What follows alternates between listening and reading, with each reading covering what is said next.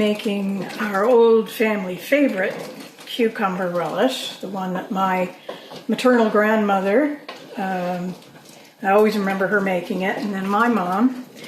And we always used to joke, my sisters and I, when we get off the school bus, that we could tell when Mom was making relish because you could smell it. Maybe not quite that far away, but as soon as we get in the driveway, for sure.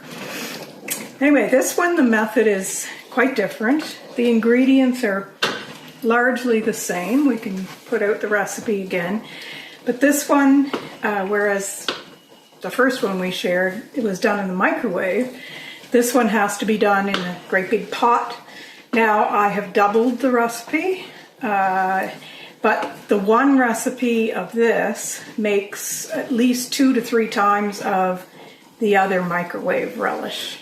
So, doubling it will probably make about 13 or 14 bottles, so it's a family favorite. So I usually give it as gifts, or whenever we get together for a family dinner, you know, somebody will ask me, oh, can you bring a bottle of your relish? So, because nobody else really makes it.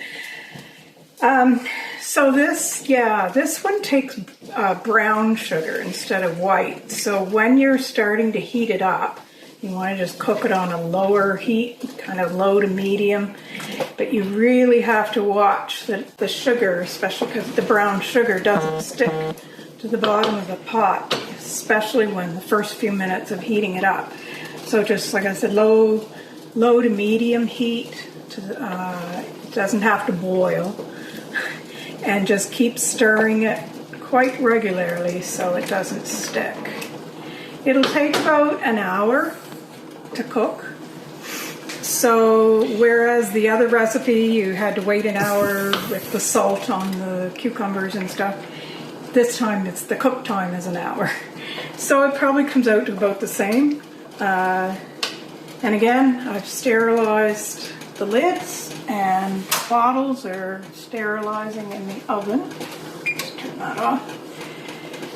And just the main difference, I think, with this recipe, other than the cook method, is the spices. There's no celery seeds or mustard seeds in this one. Just the turmeric, the dry mustard, flour, and brown sugar. So it's a little bit different.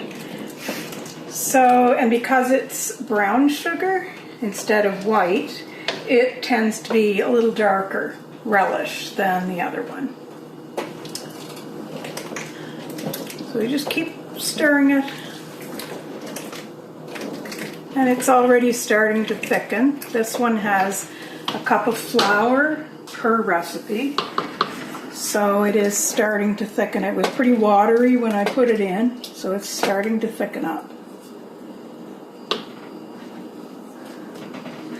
So just if you scrape on the bottom and you look at the bottom of the ladle, as long as there's no clumps of sugar or, thickened sugar, that's a good sign. You don't want it to burn, or that's the end of it. So that's a lot of work to have to throw out.